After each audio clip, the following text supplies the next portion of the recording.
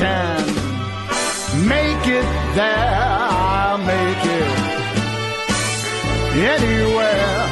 It's up to you, New York, New York.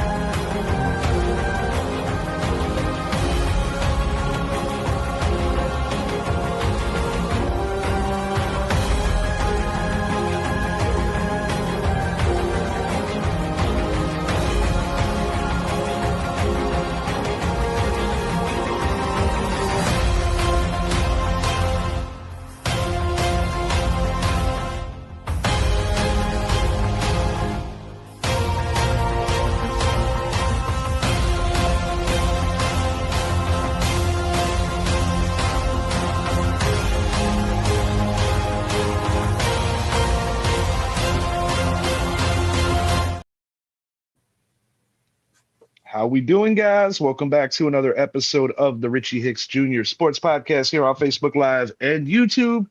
Here with me, my guy, my co-host, Mr. Idris Salam, a.k.a. Bosco from the Bronx. What's up, y'all? Happy Monday. That's my new 2026, y'all. Richie Hicks Jr. Sports Podcast. We are blowing up. Put that out there. Y'all better like and subscribe to the channel or you'll be missing some dope content. To the moon, Alice. To the moon. On today's show, we're going to be hitting on the Week 15 NFL rundown. Before we hit on the gridiron, I do want to send a tribute out. John Cena calling it a career Saturday night main event. I got to say, man, I read an article and I couldn't have said it any better. This send-off for a wrestling match hits a little different. And I think the reason why is because unlike so many other professional wrestlers who never know how to call it quits and always end up coming back, like a guy like a Ric Flair, this is for real. John Cena will never be in a wrestling ring again unless if it's on some kind of maybe like a baby angle in terms of promoting the company. He's Hollywood bound. And, 23 years to remain in the same role with the exception of a failed heel flip, which he quickly recognized just wasn't going to work. Too good of a person in real life. I commend him, man. I understand that Hulk Hogan put wrestling on the map in the 80s. Ric Flair put professional wrestling on the map in that same decade because his matches were marathon matches. If you talk about him wrestling the late, great Dusty Rhodes or a guy like Ricky the Dragon Steamboat, Jim Crockett Promotions in that era was the real wrestling where WWF, now WWE, was kind of like the cartoon mainstream, take over the world wrestling. But John Cena, to be frank, this generation's Hulk Hogan in a lot of ways, in terms of a generation of children growing up on him, watching him. He made a character change. He was a moderate heel when he first started with the hip hop gimmick, which I actually thought was kind of comical and pretty good. But when he realized how many children he was influencing, he felt that wasn't the best message to send, even though he does love hip hop, he does love the rap. He kind of, with the PG era, kind of backed it up a bit. With the PG era, kind of backed it up a bit, and more of the loyalty, hustle, loyalty, and respect angle. A couple of things I always appreciated about Cena. Outside of the ring, no celebrity has ever done more for the Make-A-Wish Foundation. Never told a kid no. Yep. And also the high reverence for our men and women in uniform, which I've always appreciated about him too. John Cena's one of a kind, man. He didn't bend his morals for anyone. And I think one of the greatest gifts you could give professional wrestling is when you acknowledge that you don't have to be selfish, Bret Hart. Right. And you can go out on your own terms with a loss, but still end up stealing the night and being a winner in the end. And that's exactly what John Cena achieved on Saturday night's main event. Even if you're not a big wrestling head, I think it's worth a watch. And that's all I got, man. I just want to say congratulations, John Cena, on a phenomenal career.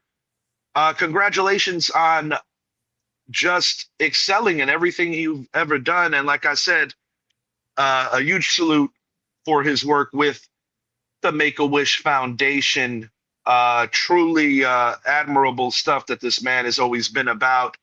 And just a good dude, man. I wish him nothing but the best in his future endeavors, which I'm sure he will crush.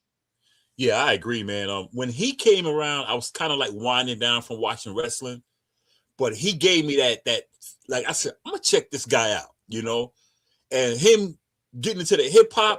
It wasn't no comical, but I'm not gonna lie, I liked it because his theme song, that's my wake up alarm. Din, din, din, din. And I love the dude, man. He was, and him with the military as a veteran myself, he won me over with that. And with the Make-A-Wish, because I love dealing with kids. He and I wasn't a big fan of him in the ring because I really wasn't watching wrestling like that anymore. I would watch him, but I had kind of pulled away from it. However, he's my personal GOAT. Not in terms of championships or just period. He does have them. He actually did jump. He jumped Ric Flair, and right. I'll tell you, when you look at an industry where so many guys get eaten up and spit out by it, Hulk Hogan, all those back surgeries. Yeah. He lost his way. Yeah. In a lot of ways. Failed marriage that was for all to see, the Gawker sex tape, all the crazy shit. Yeah. The racial slurs that caught in the privacy of his own home, yet nonetheless really brought a lot of shame to he and his family. And a lot of image repair that never got repaired. So, you look at other guys like Umaga, guys like, look at the 80s roster. How many of these guys are still with us? Not too many. John Cena did it in a clean way, which I think is remarkable when you consider a wrestling business that has really victimized their roster, so to speak, because this is an industry that doesn't have health care. They don't treat them as, it's a lot of cattle on display, so to speak. It has gotten better since the 80s, where these dudes were working 250 to 300 days a year, which, town to town, and, the opiate addiction, the cocaine addiction of the 80s, it's a lot of drugs to get in the ring. Yeah. Yeah. He's my GOAT. The Rock is like second to me. I like The Rock. By more of the old school guys, like Mil Mascaras and Bruno Sammartino. That was my era. But I still stay with it up until, I guess, over the last 10 years, I kind of pulled away. But John Cena, the only thing I don't like about him, and it's a sports thing, he's from Massachusetts. I'm from New York. No, for sure. But one thing I got to say, because I remember when he was doing his hip hop gimmick, how he had like 1 billion jerseys every time he went to a new city. Yeah. He did rock the Babe Ruth, so I'll give him that. He did. But I love the guy, man. And I think he's gonna be a great actor because he's already doing his thing, and he has that personality where he could play a tough guy, but he can also play that funny guy. So absolutely, it's similar to The Rock. So he can go anywhere, man. And he's still young. The dude's still young. So yeah, I think he got out at the right time. It was an epic wind down, because I'll be honest with you. When I saw the field heel turn, I was pessimistic about how good his send-off was going to be and if it was going to be the right opponent. But when you look at a wrestler like Gunther, who's like literally the quintessential throwback professional wrestler, Michael Cole said it best: professional wrestling exterminated sports entertainment tonight. And to take it a step further, I think the way that Cena left the company Yeah. Watching that emotional video at the end, all the wrestlers surrounded the ring, friend and foe, on screen, giving him his just due flowers. I feel that it's a step away in a huge way from the company that Vince McMahon built, because one of the biggest mistakes that Vince McMahon had habitually made was instead of building new talent, he would always revert back to old guys that already had too many miles. You look at what he did to Bret Hart, favoring Hulk Hogan. He's done it with Goldberg and with Lesnar, guys that are more attractions than the future.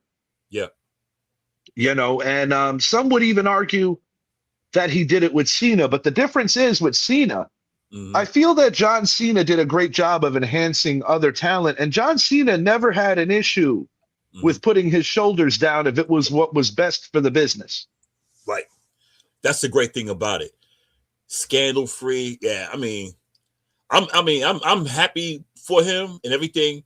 But I don't think, just like with The Rock, I think he'll make a comeback, but not a career thing. I think he'll show up on a few shows, maybe knock a few people out as a guest, whatever. But I'm happy for the dude. Great run, transitioning. He's my GOAT, man. I'm not saying he's the greatest wrestler, but even though the numbers does say that, but he was everything. He was everything, dude. Charismatic. He was all that, dude. So, and I think one of the best things that he did, and one of the most unselfish things that he did, that a lot of people in his position wouldn't have done, because he was the face of the company roughly about 10, 12 years ago for a real long run prior to Roman Reigns being that dude, and now Cody Rhodes. He lost the initial match in Miami, the backyard of The Rock. And he didn't have to lose that match, because he was in a position where he could have done something else and said, nah, man, this dude is, he stays for a week and he leaves for a year. Nah, man. But Cena did what leaders do, and he did what was best for business. And it ultimately culminated in a rematch a year later in MetLife Stadium, where he got back the belt from The Rock. Great guy, man. And you this term gets thrown out around a lot. Things won't be the same when so-and-so leaves. I feel that way with John Cena. You have Cody in there right now. You had Roman Reigns. But a guy like Cena, just like with a guy like The Rock, like a guy like Stone Cold, those are guys who, when they left the game, you still talked about them. You can go back to the I just had the guys in my head. I would say the same thing about Hulk Hogan, but the thing with Hogan was he didn't really ever leave. No, he never really left. Because his popularity was based on pivoting to a heel role, which he originally started back in the late 70s with Classy Freddie Blassie. And then with the Cold War and with villains like the Iron Sheik, who was one of the best villains ever. God, he used to scare me, dude.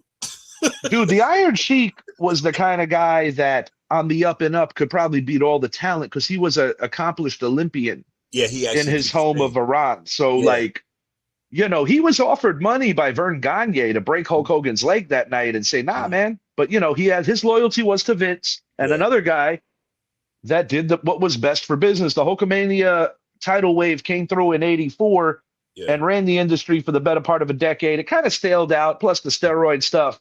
They needed to go with smaller, more athletic wrestlers to kind of bring it back. And that's where the ascension of guys like Shawn Michaels, as well as Bret the Hitman Hart, really were the faces. And also with Hulk Hogan, his out of the ring stuff messed him up. Absolutely. I think still, because towards the end I wasn't much of a fan of him either. I was like, forget. I didn't like him. However, a lot of people did not. But however, what he did for the sport of wrestling can't be erased.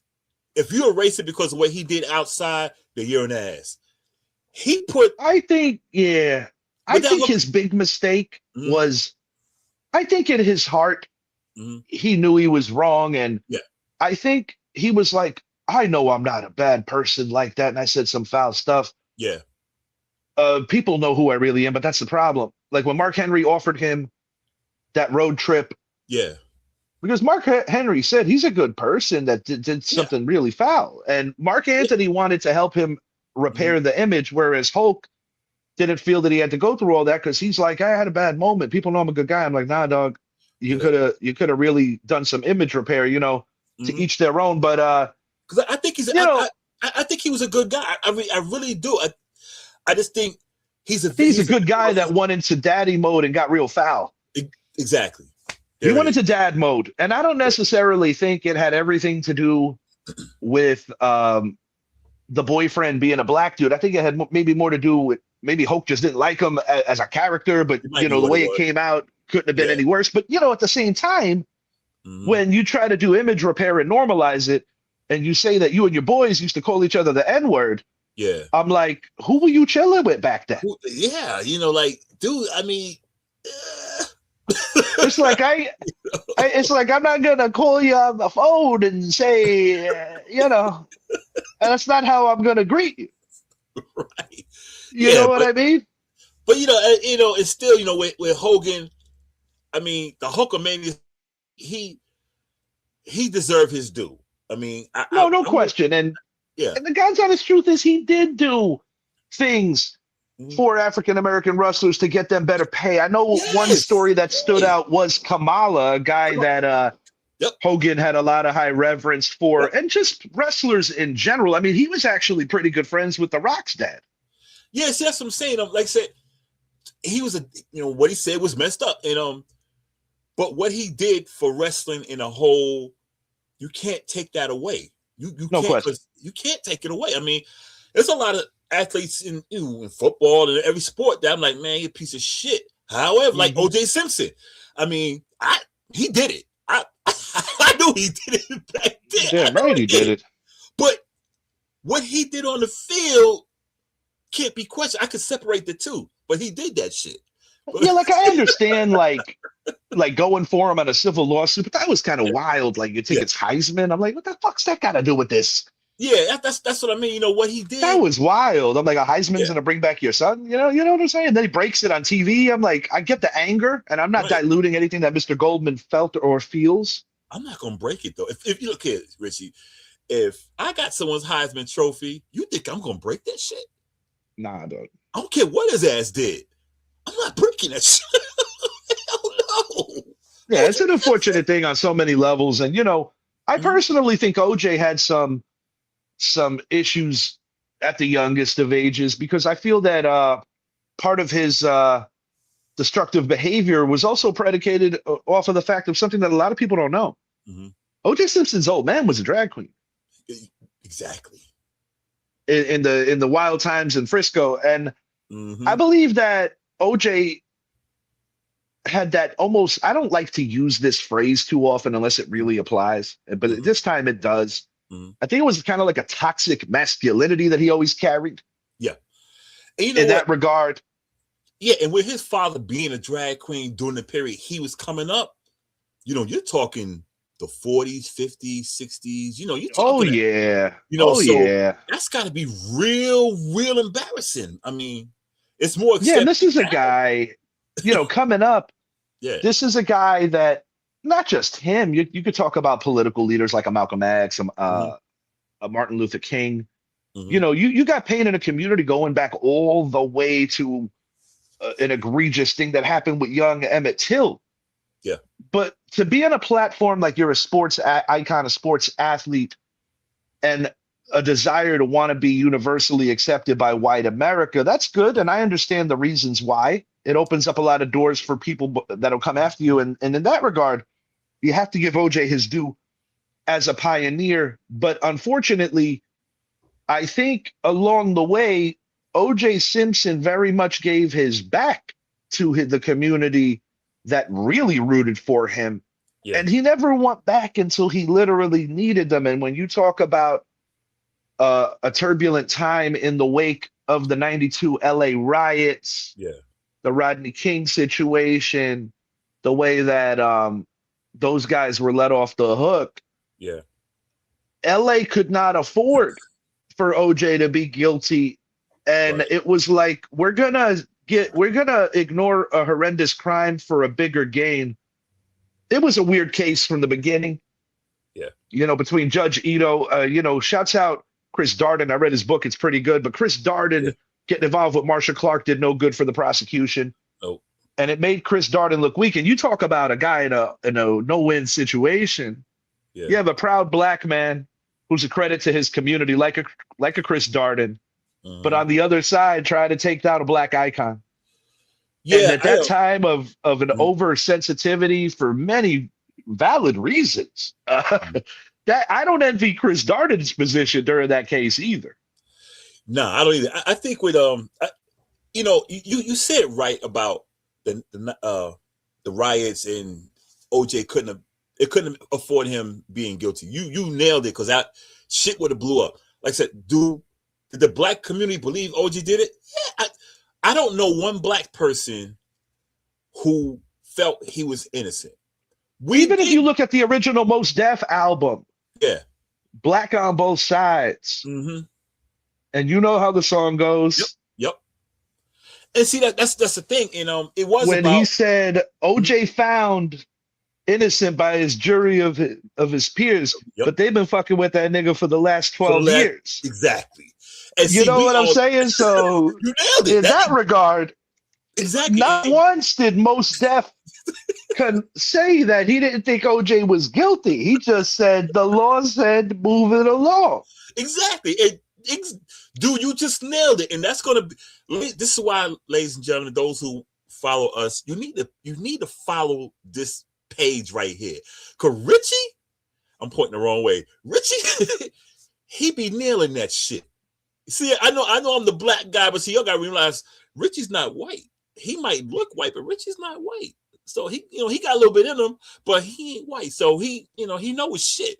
Anyway, I'll give you a quick breakdown. Hicks, the surname, English descent. My dad was Italian. Mom Dukes is Puerto Rican.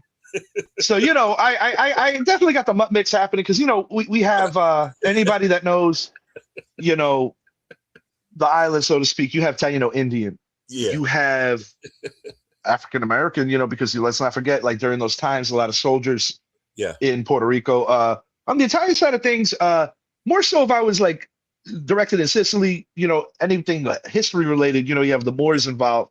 Yeah. A lot of, but that's the thing that always I trip out and laugh about and because, on the Puerto Rican side of things, just to give you an example, I have cousins with blonde hair and blue eyes. I also have cousins who are darker than you. You know what I'm saying? So like in that regard, I always like trip out about how skin tone could ever be a thing. But so that's the funny thing, and I know we are way from what the show is about. Oh, don't worry, we're going in. We're gonna drive it home at the 30-minute mark. I know. But like people look at me, and I tell people, look, my family is light skinned. Me, my sister. Well, yeah, you look at your cousin Aaron, who coaches with the Philadelphia Eagles. You see, most of my family is light skinned. And look, for black people, look, I am not denying my blackness. The point I'm making is like, I got a lot of Irish in my family. A lot of Irish. So essentially, with your boxing acumen, if you were casted onto Ray Donovan, you would have been the brother Daryl. Booyah! Yeah. I don't know who Brett would be, but just to fuck with him, I'm going to say that he's bunchy. Yeah, we got goofy ass. But anyway, getting back to that, what we was talking about, and see that they blew their case. They blew their case. They had OJ. The glove thing, and I gotta give OJ props because he played the glove thing. He also worked that handout quite a bit.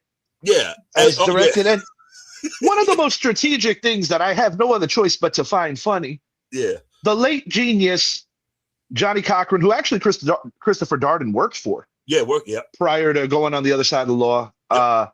I think Christopher Darden, what he went through was a moral thing where he felt that he wasn't serving his community the best if you're helping people that maybe aren't the best savory people get out, so to speak. And that's something that hurts a lot of defense attorneys who have good morals on their real lives. And see, it also affected Robert Shapiro. But what I'm getting at is Johnny Cochran did something rather genius. Mm-hmm. When I don't even know how this got allowed, but this is LA. Yeah. That he got the jurors to take a walk through OJ's house to see the kind of man he was.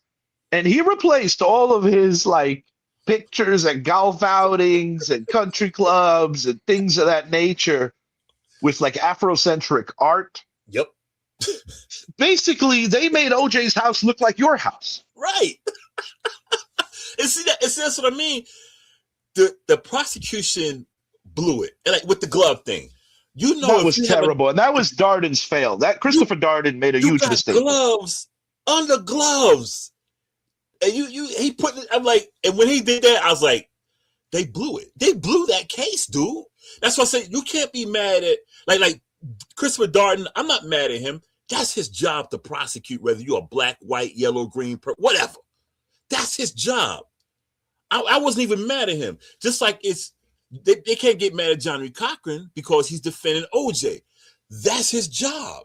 So I don't understand. Oh, Johnny Cochran's a bad guy because he's defending OJ. Oh, Chris Darden's a bad guy because he's prosecuting OJ. No, you're a bad person because you're judging them based on what their professions are and what they so. Because if that person like suppose it was one of their relatives that got murdered, they would want Christopher Darden being he's black, or they would want Johnny Cochran like, please get my son off. So and well, they made it into a circus media wise where it was like must see TV. Because I'm not gonna front, like I'm a young guy, and there was a part of me that was very sad because I liked O.J. Simpson growing up. Between the Naked Gun, I was too young to remember his playing days, but yeah, so his days. All the commercials, the pitchman for Hertz, and then with the NBC coverage where he was one of the better analysts they had at the time. Mm-hmm. I grew up watching OJ on the AFC networks because back then it was exclusively NBC was AFC, CBS was NFC. Now it's more mixed with the way they do things. And you cannot talk about blowing something like the prosecution did without talking about this. Yeah. King Richard and the Chiefs dynasty dies together. There will be no dynasty barring a 6 field goal outing from a guy that I made a late season trade with for Chris Boswell, one of the better kickers in the league. I blew it in 2 leagues, benching Jacoby Brissett in favor of Justin Herbert. And that's a head-to-head with contributor to the show, Brett Bandick. Looks like Brett, barring a miracle, will be headed into the second round. I was going for a dynasty, literally. Brett's name is the Dynasty Killer. So I'm going to take my L now on the air. So that way I get it out of the way. Congratulations, Brett. I guess the only thing I could say is that it's somewhat poetic because, Brett went out of his way yesterday for my kid. Yeah. Shouts out to my little guy Noah turning 9 yesterday. I made the deal with him with Dialed In, but that's not why I lost. That's not why you lost because of me. Because of me. Yeah. So you live with your decisions and you die with your decisions. As the Chiefs go, they said it best. Chris Collinsworth's younger son, I don't know his first name. He sounds just like him on the Peacock telecast with Rodney and with Coach Dungy. Mm-hmm. Really getting into the deets of like how the Chiefs just don't have that mystique anymore. And they no longer are the team they were. And then to make matters worse, Patrick Mahomes goes down, torn ACL. He's done for the year. They're done for the year. But not just a year. I think this is the end of the Chiefs as we know them for a little while until they really replenish and rebuild. And I think Steve Spagnuolo, with the Chiefs getting eliminated early, could be headed to a new destination as a head coach, possibly our Giants. We shall see. As for fantasy, ladies and gentlemen, I'm in 2 leagues. I really just started getting really into fantasy. I've been in it, but I just never took it seriously. In our league, I beat the 2 best teams. So, hey, I still sucked. I pulled up last. However, in this other league, I just did a random draft. And ladies and gentlemen, I'm in first place. Ain't that some shit? And okay, good. No, you're good. You're good. I'm gonna win my first title this year because I've already beat the guy who's in second place, and when I beat him, I beat his ass. So I'm gonna beat his ass again. As for the back Chiefs, in 23. I'm gonna piggyback that. Then we'll get back on the Chiefs. Back in 23. Yeah. I made the finals in 3 of my 5 leagues, lost them all, and I thought that sucked.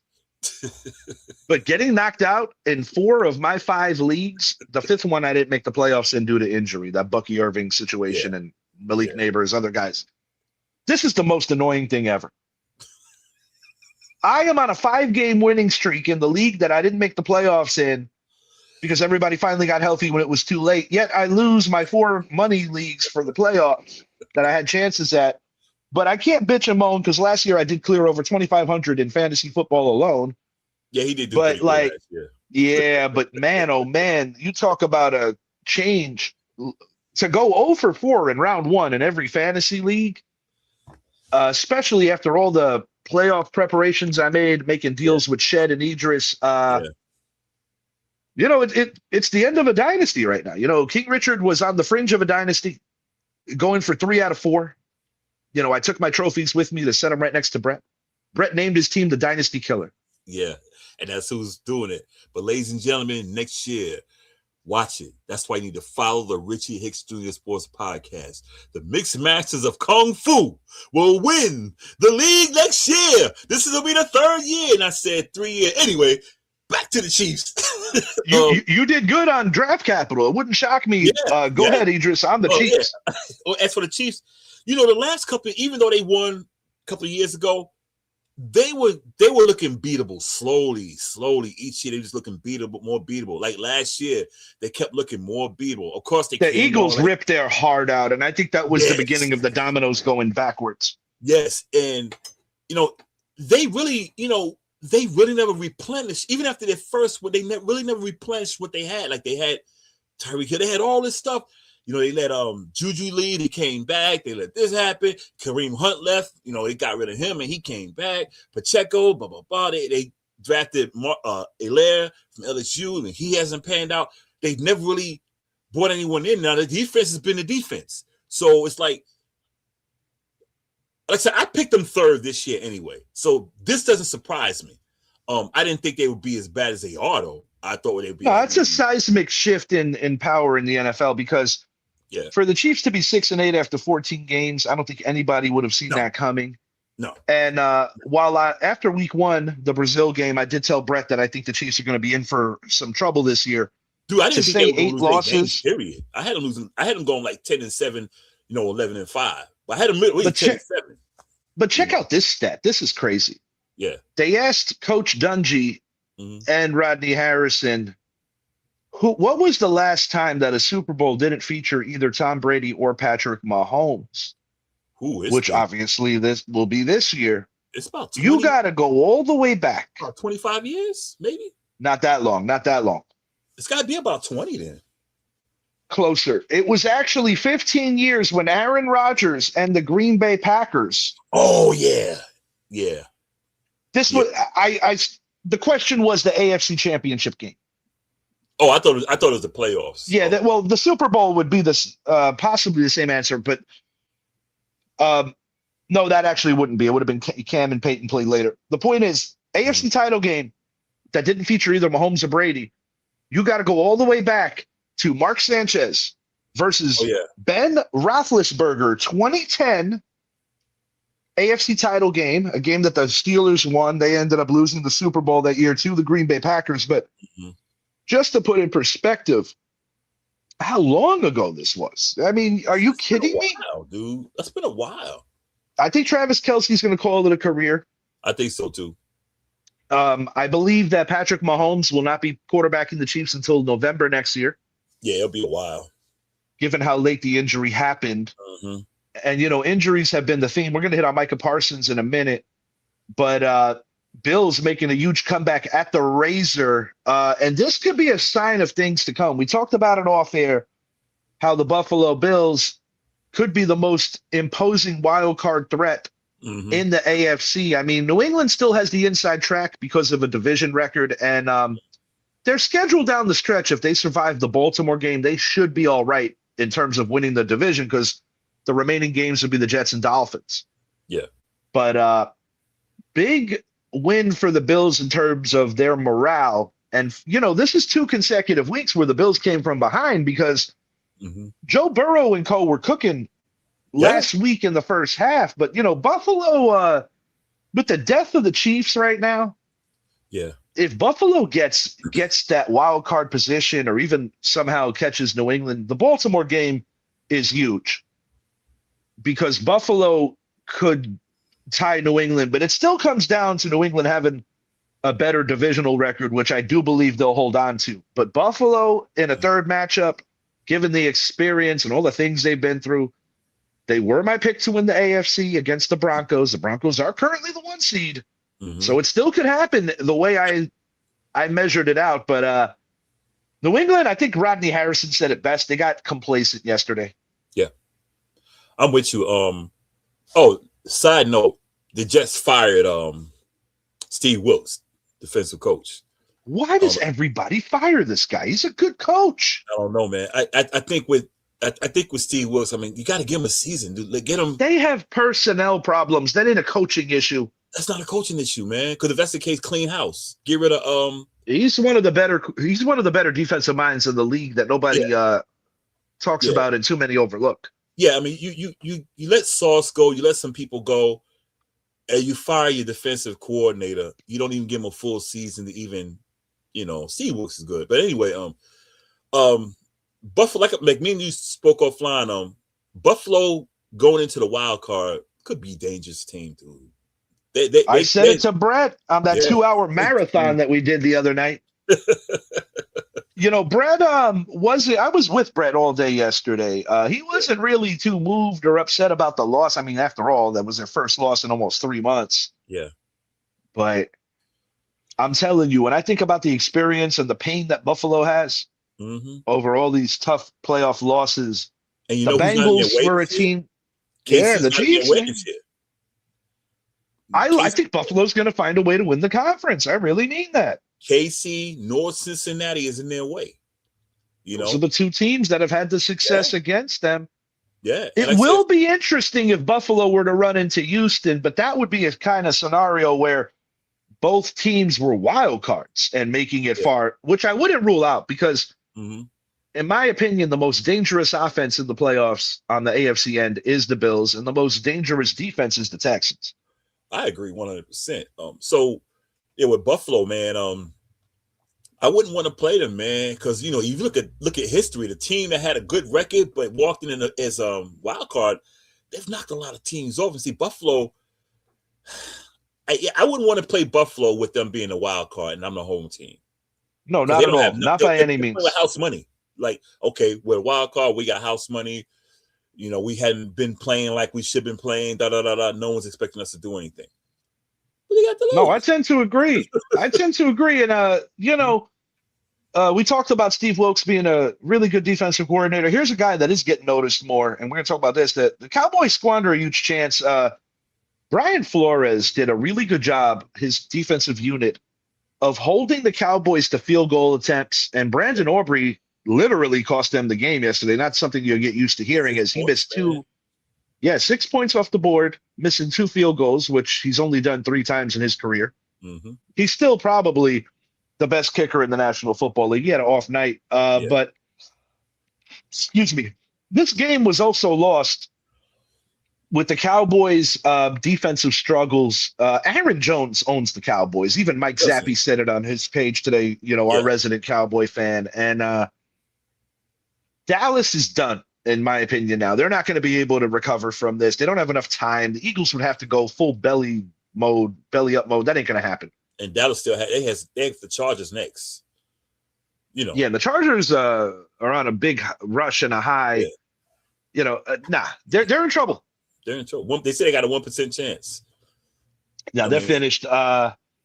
Former Cowboy Micah Parsons. We already talked about Mahomes. He's out for the year. Really tough loss at this juncture of the year, as he was a huge add-on for that Green Bay defense. The reason I picked Green Bay to go to the NFC Championship game was that acquisition. I don't have them dead. They're currently the 7 seed.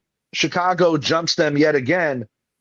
And we'll get hit on Chicago and Shador after this. But will the Packers be all right, Idris? Can they do something comparable to what they did a few years ago, where they were so close to the NFC title game, becoming the first 7 seed to win a playoff game. The 7 seed is relatively new to the NFL. It was introduced in 2020, but just a big loss, man. And now I'm thinking they're going to scramble and see if they can get some talent via free agency. Any recent guys that play the linebacker position that might still be in shape, that could be an avenue for them to look into. I think they still have the team to do it. I think they got a pretty good defense. The offense is who they are. It just depends on where they're seated, man, because if they get that 7th seed, man, it's going to be hard to come up that. I mean, it depends who they get, because I still think the Packers match up rather well with the Bears.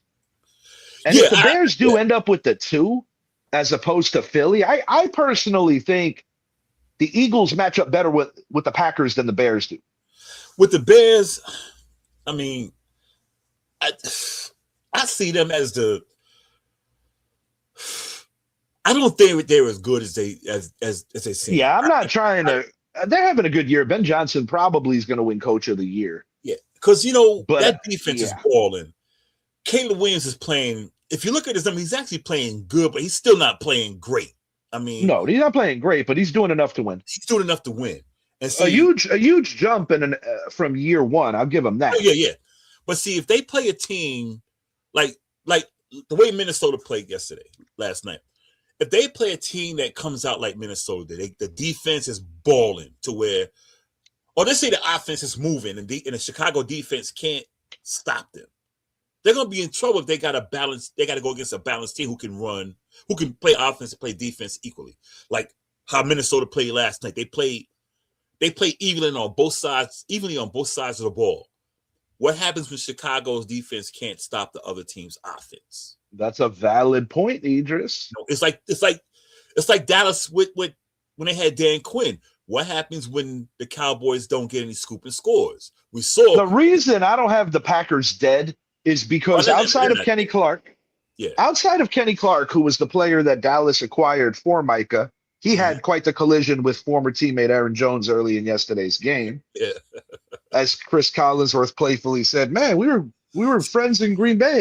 You could have gave me a little more of a warm welcome." No, but nah, man.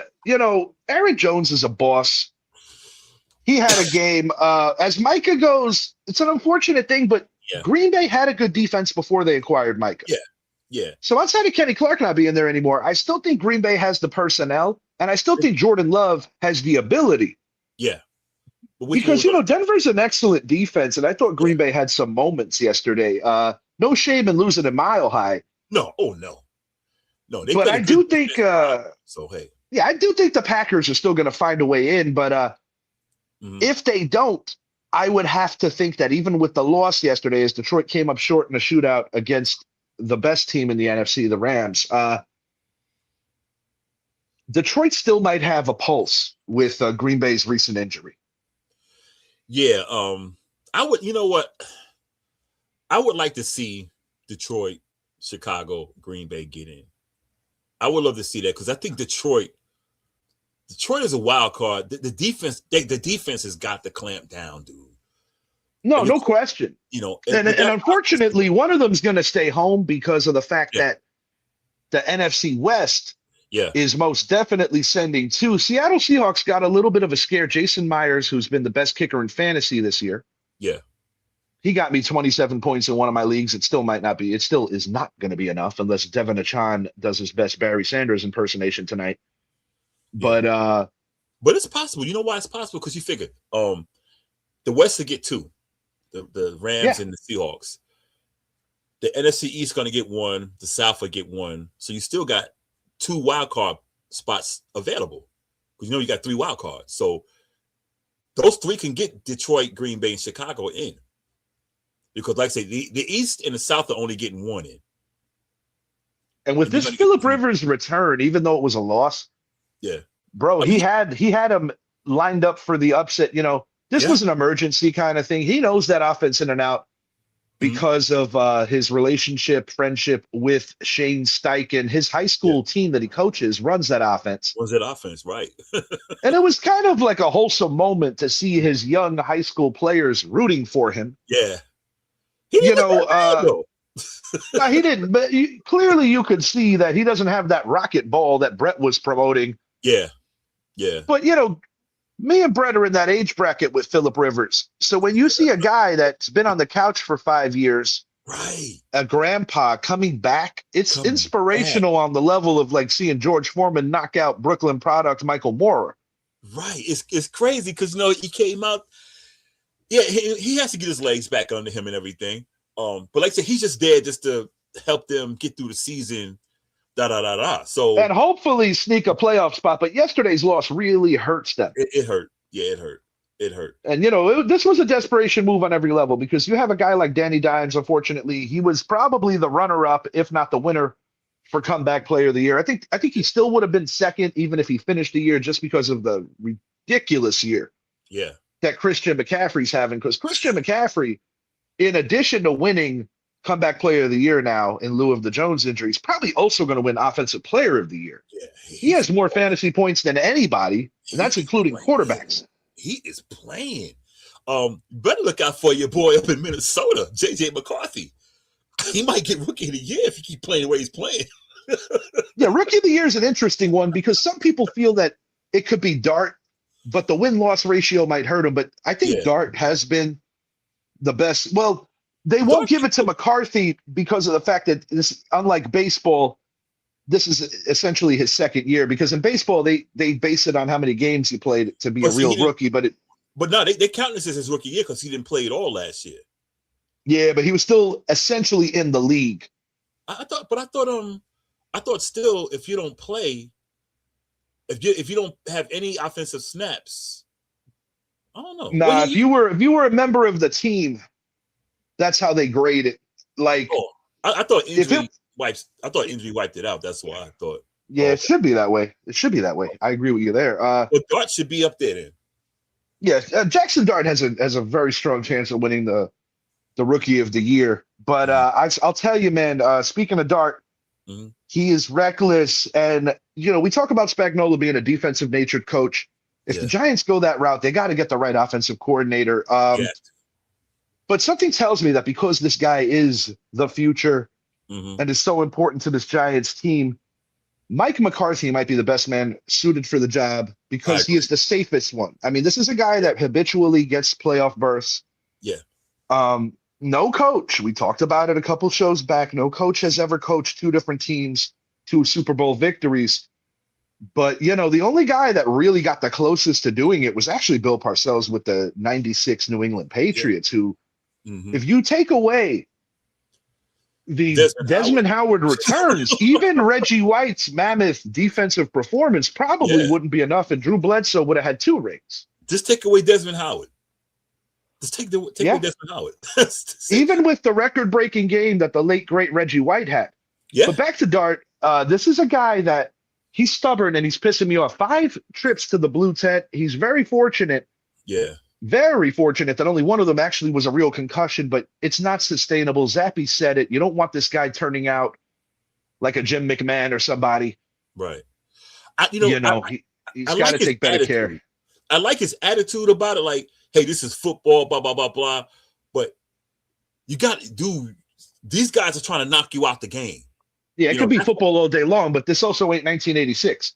That's why I would rather have Mike McCarthy.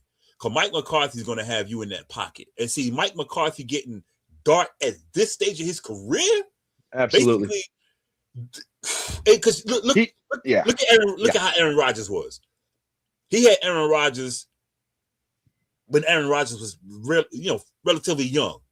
And if you recall the play that Rodgers because Rodgers, with the exception of that Achilles tear on 9/11 a couple years ago, for the most part, he was able to really avoid substantial injuries. Yes. However, one of the few was when he took it upon himself to do something out of character and go back to like the 2008 version of himself. Yeah. And he broke his collarbone.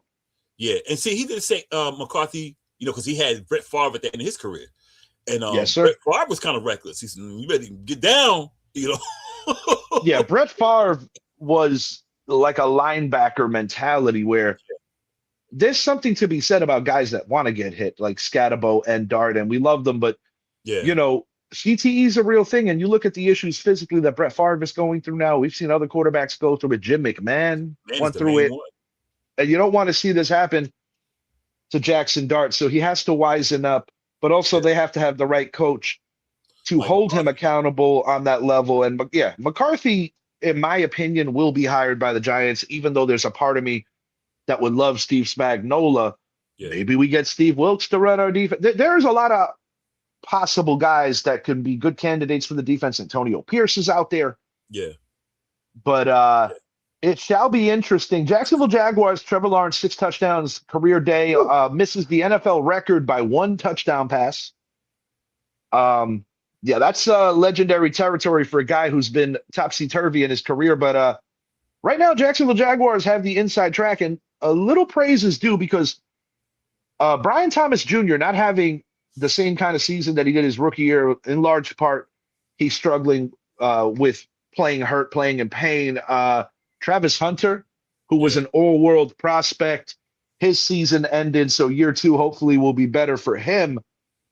And they just really plowed and just poured it on a very bad New York Jets team. And, I get it. That's probably why Wilkes was fired. It is embarrassing of a loss. I think it's a personnel thing more than a coaching thing, as I said at the top of the hour. But New York Jets most definitely under construction, as are the Giants. I think the Giants are closer because they have the quarterback, the running back, the receiver. We just need a coach. That's it.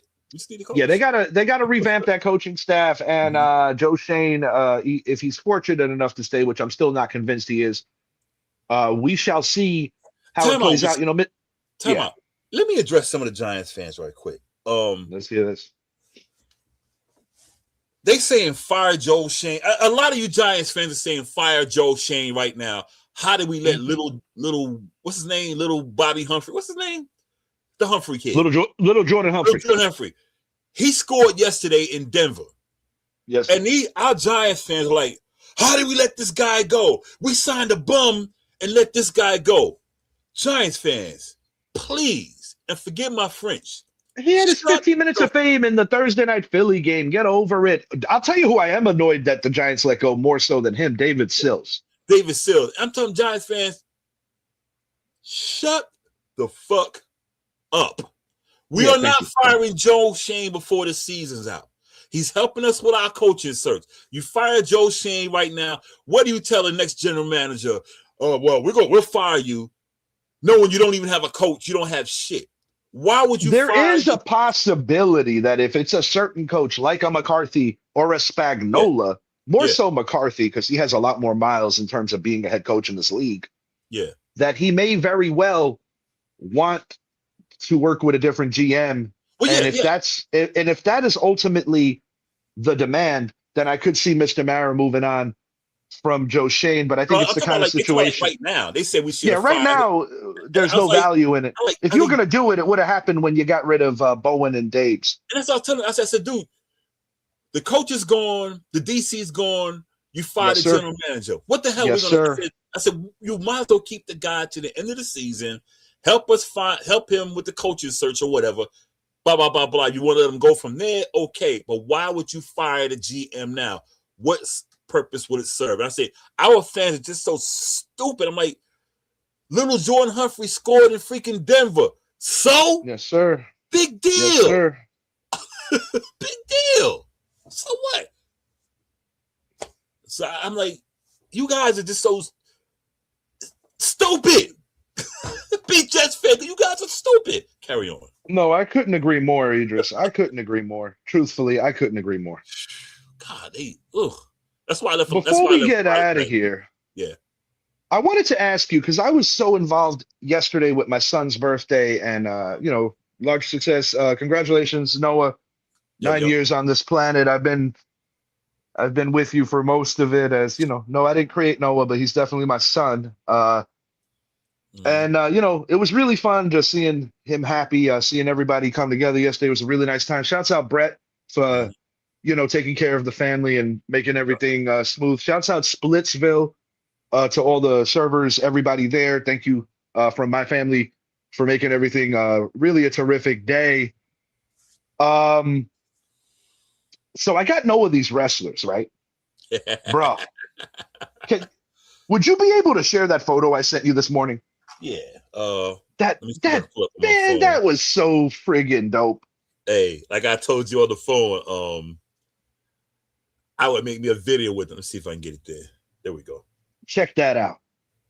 Got yes, sir. It's hard to see, but we yeah, got Hulk Hogan old school, like the 83, 84 version of him. We got the Warrior WrestleMania 6 in there. Yeah. We've got Shawn Michaels, Razor Ramon. Shouts out Richie Dorney. He sent that at the 11th hour when he realized that Noah was digging wrestlers now.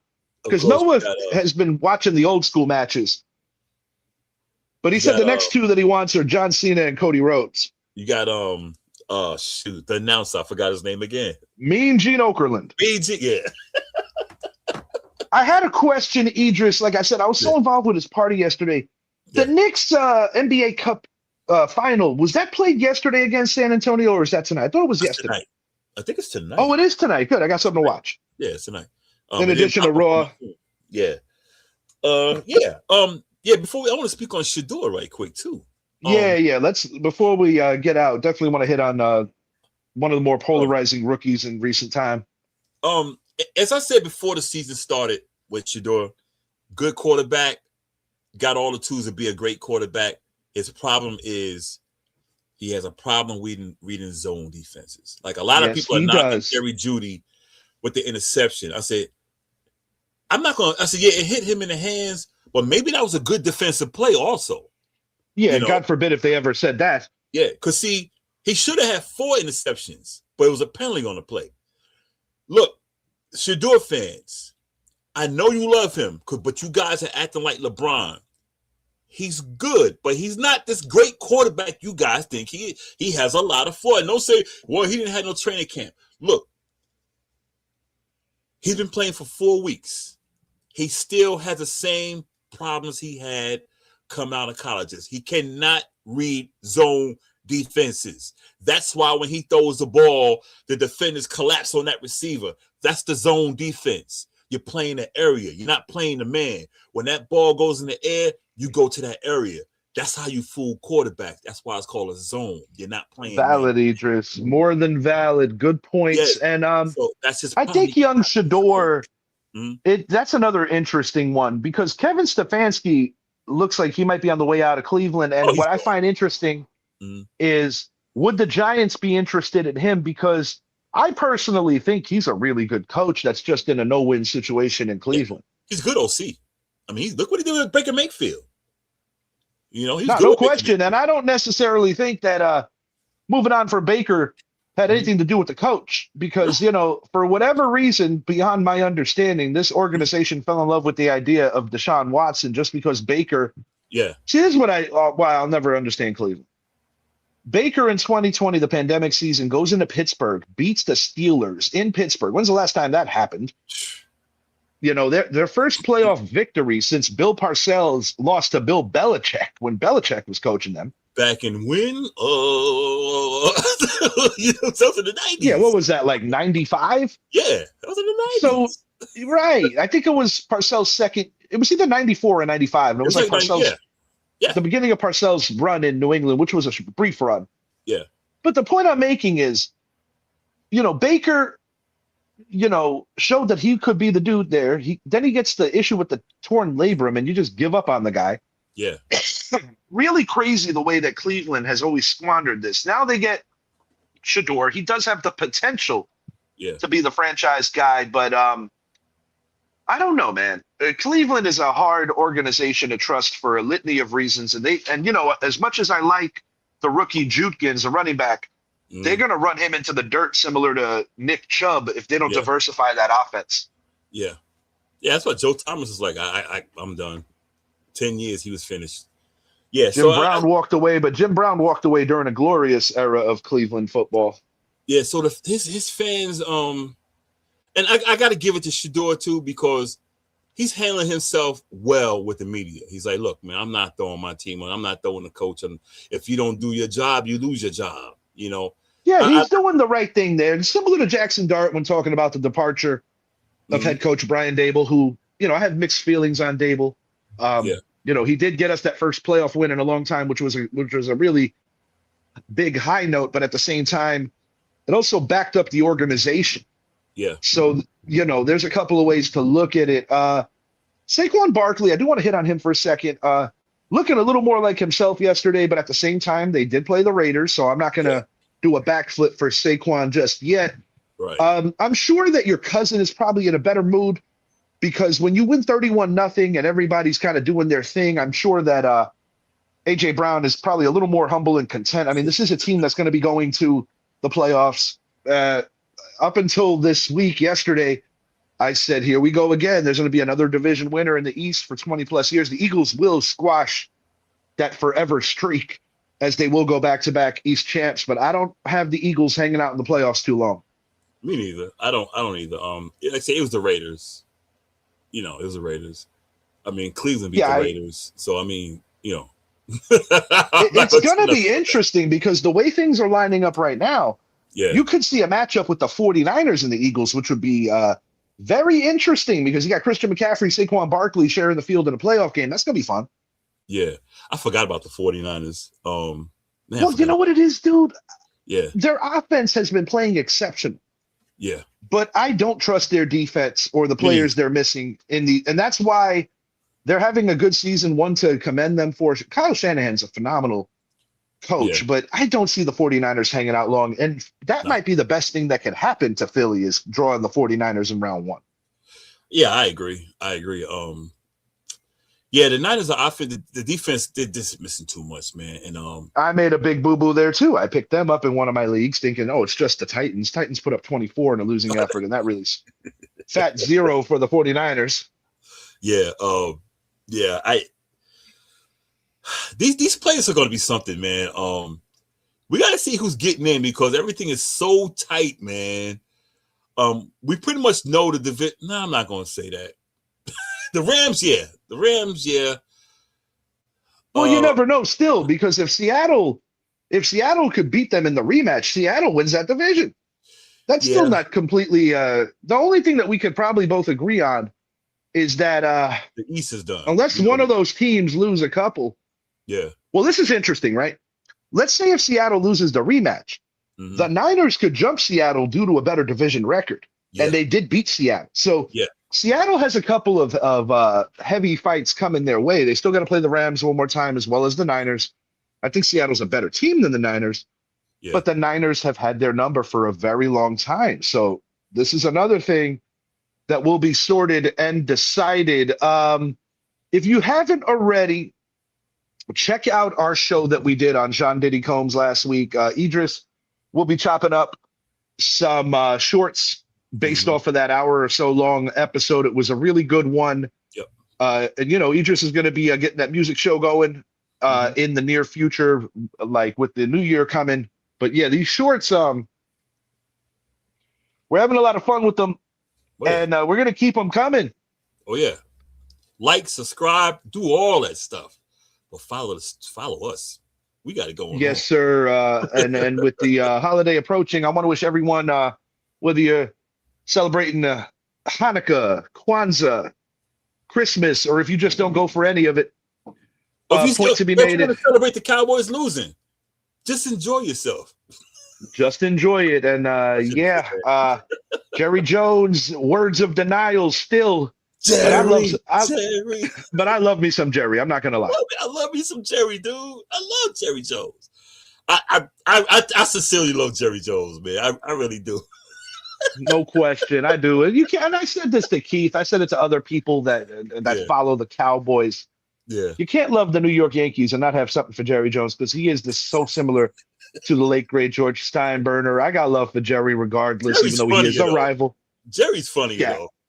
Oh, no question. Yeah, Steinbrenner wasn't funny. I was a serious dude. Jerry's funny. And you know what I like Jerry about it? Jerry told you straight up what he's doing. No shade. I love publicity. Now, I got to ask you a Diddy question before we get out of here. A 50 Cent related question. Who's next? Is he really going to go after S. Carter? Yeah. I think so, bro.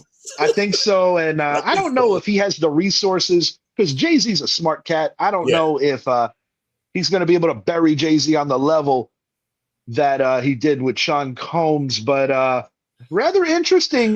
Sean Combs' team, there's been debunked rumors. It could be real. We don't know for sure. Sent 50 at one of his clubs in Miami, death flowers. So that is interesting if there's going to be something opened up. And yeah, man, this is far from over on so many levels. If you haven't checked it out, do check out that Netflix special. Check out our reaction and our breakdown of it, plus putting our own spin on it as two huge hip hop fans. Now time for the shout outs. Check out our friends at the Sports Corner, Johnny Nast, Mr. Joe Gallagher. Check them out on Facebook and all the other handles, YouTube, everywhere those guys are doing it. Check out our friends, Mr. Paul, the beautiful Miss Chanel, our guy Quentin Moore, a.k.a. The Mask. Check them out on the Casual Convo Show every other Monday, Wednesday, 8 to 10 p.m. on Hand Radio. Check out the Bleed Blue podcast. Shouts out Steve Azul and those guys year-round. They cover the New York teams. Check them out. Also, check out the V-Mix, the Vicious Mix with this guy, Idris Salam. Live365.com. Check out that station. I've been jamming out to that at work quite a bit. And good show, man. Good show. Oh, yeah. Like and subscribe to the show, y'all. Those weren't gang signs either. Those weren't gang signs. All right. Definitely like and subscribe to the channel. Until next time, he's Idris. I am Richie. I'm still going to get, speaking of Richies, I'm going to get Richard Dorney on the show. Yeah. For our delayed, definitely our delayed baseball show. There's so much to still talk about, as you know, some big names, predominantly from formerly of the New York Mets, moved on. Of course, Edwin Diaz, Pete Alonso. The New York Yankees did bring back Ahmed Rosario, which I am happy about. Low-key good move. You need contact hitters in that lineup. But, guys, stop playing around and go bring back Cody Bellinger before Uncle Stevie decides that he has to undo some of these mistakes and go grab Bellinger. Because remember, guys, yeah, we don't want him going to Queens. We don't want to lose another player to Queens one offseason apart, as Juan Soto led the NL in steals, got the Mets close to a playoff berth. I'm not putting that on Juan Soto. I'm putting that on the Mets paper-thin distance in terms of their rotation. But it's going to be very, very interesting to see these chess moves go on during the winter. And before you know it, baseball will be back. Let's go New York Knicks, win that NBA Cup, hopefully a precursor to what we're going to see later this summer, as the New York Knicks, in my opinion, are the best team in the Eastern Conference and have a great chance of representing the East and winning that ever-elusive title since 72 and 73. For Idris, I am Richie. Have a great rest of your day. Announcements to come for our next show. We out.